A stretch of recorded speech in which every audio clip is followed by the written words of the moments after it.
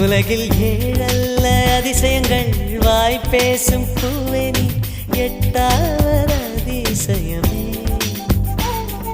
வான் மிதக்கும் உன் கண்கள், தேன் தெறிக்கும் கண்ணங்கள், பால் குடிக்கும் மதரங்கள் அதிசயமே.